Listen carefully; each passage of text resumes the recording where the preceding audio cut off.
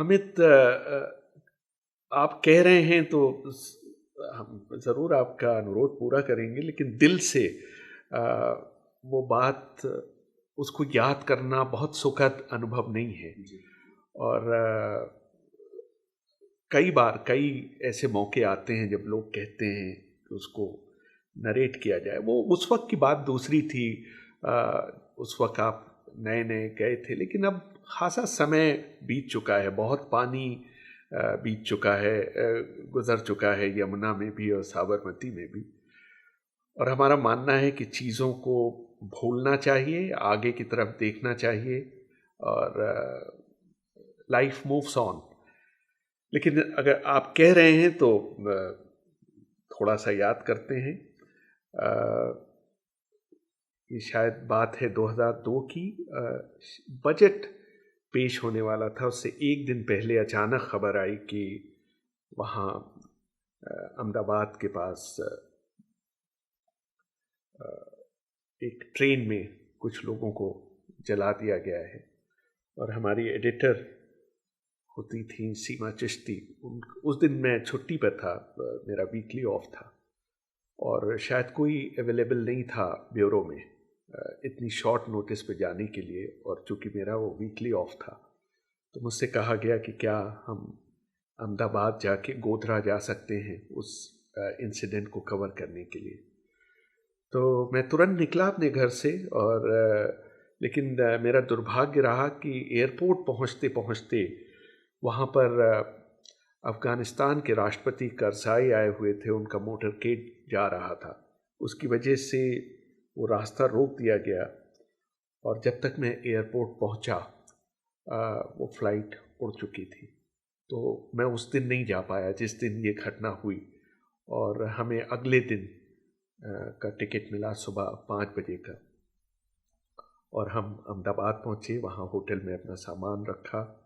और हमारे एक दोस्त थे, उनका नाम लेना यहाँ उचित नहीं होगा, बहुत पुलिस के बहुत बड़े अधिकारी हैं गुजरात में इस समय। वो मेरे क्लासमेट थे, तो मैंने उनका सहयोग लिया। तो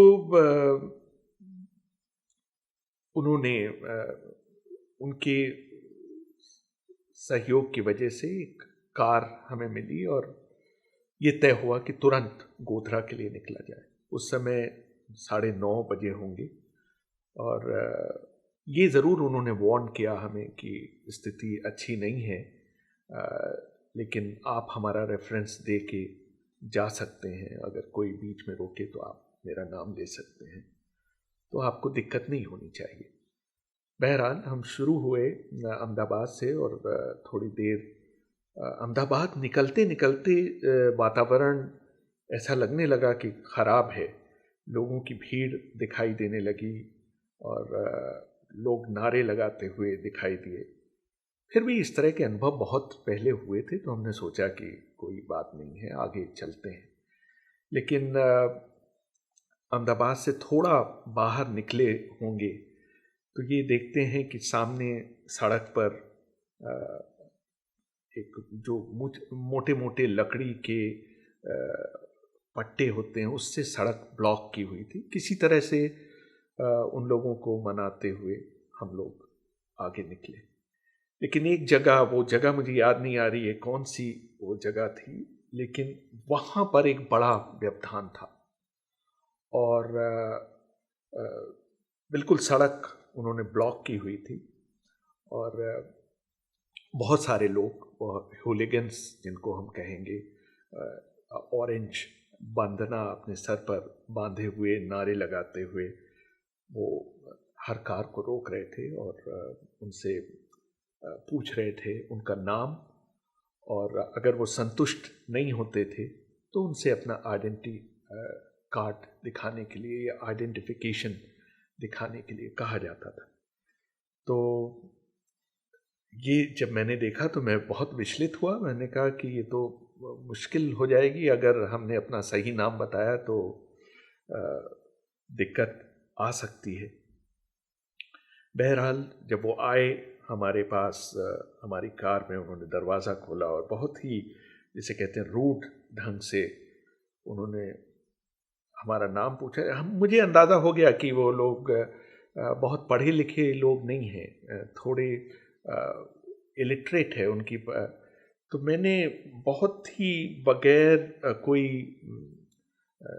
घबराहट दिखाए बिना अपनी तरफ से, घबरा मैं ज़रूर रहा था लेकिन अपनी तरफ से पूरी कोशिश की कि मैं बहुत कॉन्फिडेंट दिखूं, और मैंने अपना आई कार्ड निकाल कर जो व्यक्ति सबसे आगे था उसके बिल्कुल नाक पर चिपका दिया जानबूझकर कि वो शायद उसको देख ना पाए, और मेरे उसको पेश करने के ढंग से शायद उसे लगा कि हम लोग नाम पढ़ना इतना ज़रूरी नहीं है, तो उन्होंने हमें आगे जाने दिया।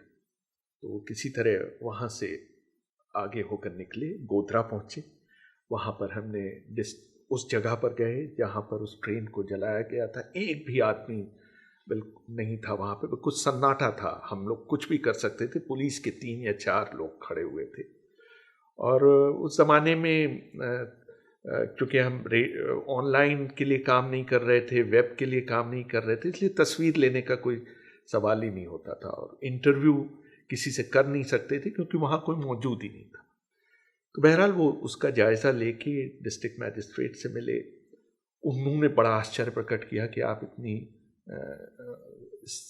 मुश्किल समय में यहाँ कैसे आए हैं, और फिर उन्होंने मेरा प्रोग्राम पूछा। मैंने कहा मैं यहाँ 2 दिन रुकना चाहता हूँ। तो उन्होंने सजेस्ट किया कि आप फ़ौरन यहाँ से वापस जाइए, आपके लिए सुरक्षित नहीं होगा यहाँ पर रुकना।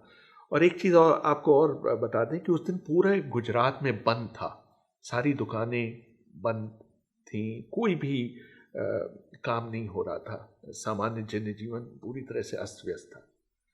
तो हमने तुरंत उनके इंटरव्यू के बाद वापस अहमदाबाद जाने की तैयारी की, और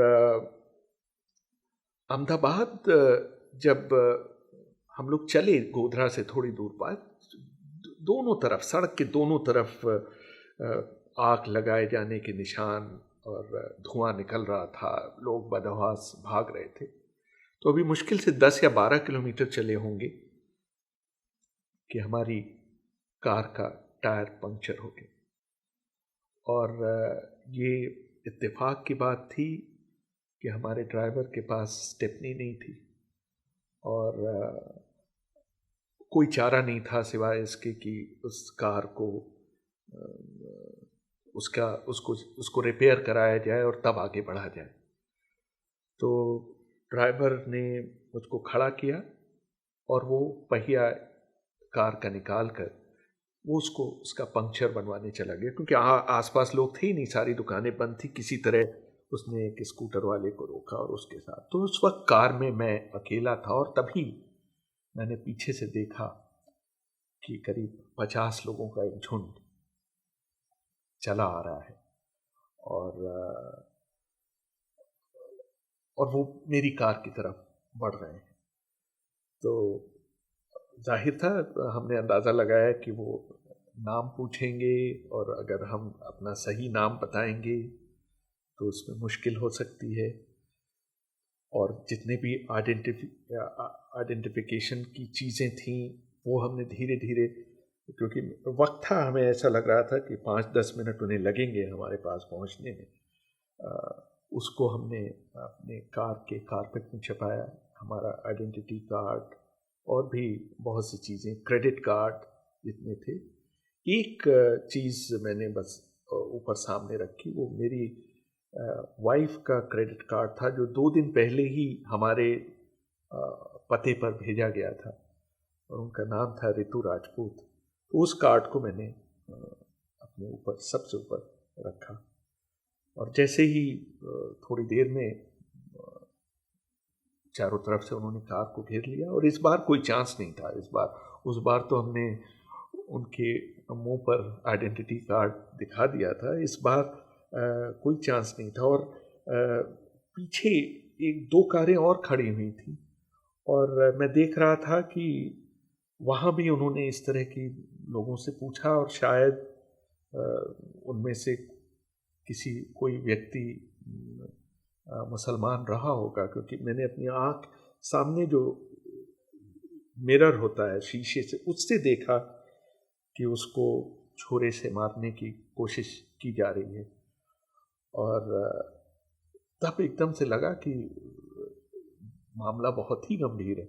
वो आए मेरे पास और बहुत ही रफ जिसे कहते हैं उन्होंने व्यवहार किया। मेरा नाम पूछा, तो मैंने अपना वो जो मेरी वाइफ का क्रेडिट कार्ड था उसको उनके सामने दिखाया। और वो लोग भी बहुत पढ़े लिखे लोग नहीं थे, और जब उन्होंने उस क्रेडिट कार्ड को देखा तो उस पर ऋतु लिखा हुआ था, लेकिन उनमें से एक पता नहीं कौन था, उसने एकदम से कहा, बिल्कुल ये बस ये लग रहा था कि सब कुछ खत्म होने वाला, अगला 1 या 2 मिनट शायद जीवन के आखिरी 2 मिनट होंगे, क्योंकि वो मैं देख चुका था कि पीछे वाली कार के व्यक्ति का क्या हश्र हुआ था। और वो एक तरह से इंटरोगेट कर रहे थे, बहुत बहुत रफ थे, धक्का मुक्की भी हो रही थी।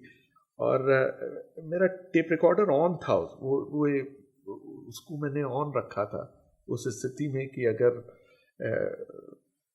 बाद में या कोई एक सबूत रहे कि किस तरह से बातचीत हो रही है। तो उसमें से एक व्यक्ति ने, वो मुझे एक तरह से संजीवनी जैसी दिखाई दी कि उस जब मैंने सुना, वो कहता है अपने साथी से, छोड़ो ऋतिक नाम है इसका, जाने दो। उसने ऋतु को ऋतिक पढ़ा, और ये सुनना था कि उनका एकदम से व्यवहार बदल गया और उन्होंने माफ़ी मांगी। उन्होंने कहा, नहीं साहब, आपके लिए नहीं, वो तो हम लोग तो दूसरे लोगों को ढूंढ रहे हैं, आप इत्मीनान से रहिए। और इस तरह से वो क्लोज शेव, पूरी तरह से पसीने में तरबतर था, मेरे अगल बगल कोई भी नहीं था, ड्राइवर मेरा जा चुका था, और वो लोग मुझे छोड़ के फिर आगे वाली कार की तरफ बढ़े। तो ये एक एक्सपीरियंस था जिसको कि